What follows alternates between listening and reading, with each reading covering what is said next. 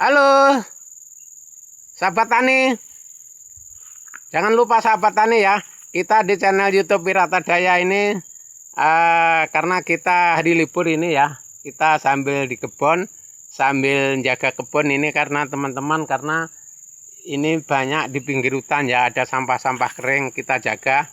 Kita jaga sambil ngonten teman-teman ya, karena kita kerja di YouTube ini teman-teman.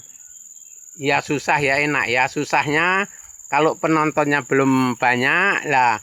Maka dari itu teman-teman saya sarankan subscribe, komen, dan tekan tombol loncengnya supaya tidak gagal terjemahan untuk konten untuk YouTube channel Wirata Daya Pertanian Organik ya teman-teman. Jadi walaupun kita pertanian organik ini teman-teman menyangkut di perkebunan, di pertanian lainnya. Kita tetap setiap harinya di pertanian organik ini termasuk kita bikin pupuk kompos. Karena ini teman-teman, kita sawit saya ini ya, ini jarang kita kasih pupuk kimia ya teman-teman ya. Kita kasihnya hanya paling mahal itu kohe ayam aja teman-teman. Jadi yang lain itu kita pakai pupuk kompos ya. Kita pakai pupuk kompos itu dalam satu pohon itu kalau kita campur kohe ayam kasih satu karung itu dalam satu pohon ya. Nanti sebulan lagi kita kasih lagi, sebulan lagi kita kasih lagi gitu. Jadi buahnya lumayan biasa itu, nah lumayan bagus buahnya teman-teman. Nah maka itu teman-teman kita jangan heran ya. Kalau ada sawit di Kalimantan ini yang buahnya sampai 80 kilo, 70 kilo itu jangan heran, karena banyak betul cara-cara orang petani ini mupuknya ya. Ada yang kompos kimia campur, ada juga yang kompos saja, ada yang kalau yang modalnya kecil pupuknya kompos. Yang penting rawatannya, kebersihan bawahnya jangan terlalu akarnya kelihatan seperti ini teman-teman ya.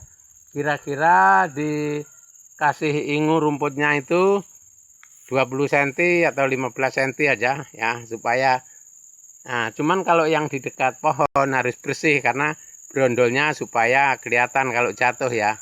Kalau yang tengah-tengah ini cukup sederhana rumputnya, tapi jangan dihabiskan. Masalahnya kalau sewaktu-waktu ada hujan lebat ini enggak anyut humusnya ini ya. Humusnya ini tetap dimakan sama akar, karena akarnya kan naik teman-teman kalau bersih ya. Karena ini kalau hujan itu tanahnya terkikis, setiap hujan terkikis akhirnya pupuk itu larinya ke paret ya. Jadi kita jaga betul-betul, apalagi kita tempat mereng.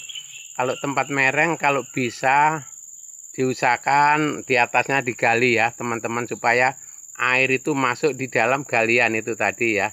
Minimal ya jaraknya ya 2 meter atau 3 meter lah. Nah jaraknya 3 meter bisa, 2 meter bisa. Ini kita gali sepanjangan gitu. Kita gali pakai manual atau pakai eksa terserah lah. Yang penting setiap atasnya pohon ini, atasnya batang sawit, supaya humus sama air masuk ke situ teman-teman ya. Apalagi ini menjelang musim panas ini, kalau nggak ada air itu buahnya akan kurang ya. Itu cara kerja kita di pertanian kebun ya. Pertanian kebun ini sama pertanian sayur beda teman-teman. Pertanian sayur ini lebih parah lagi ya rawatannya, setiap hari harus datangi. Kalau kebun ini kan enggak ya. Kebun ini cukup kalau misalkan nebas-nebas mau 3 bulan sekali. Mupuk juga 3 bulan sekali. Kalau panen lah baru 2 minggu sekali. 2 minggu atau 3 minggu tergantung pemanennya teman-teman.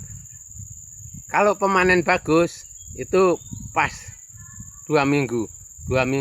Tapi kadang-kadang yang panen sembrono yang kuning juga dipanen, akhirnya sampai 3 minggu baru panen teman-teman. Jadi molor ya. Jadi itu teman-teman cara kerjanya di pertanian kebun teman-teman ya. Yang belum paham belajar dulu supaya memahami cara merawatnya. Jangan sampai sawitnya marah ya. Kalau sawit marah ini begini teman-teman, dia nggak mau buah, dia ngedrop. dia ngedrop, dia nggak mau marah, nggak mau buah, kembang juga nggak mau dia.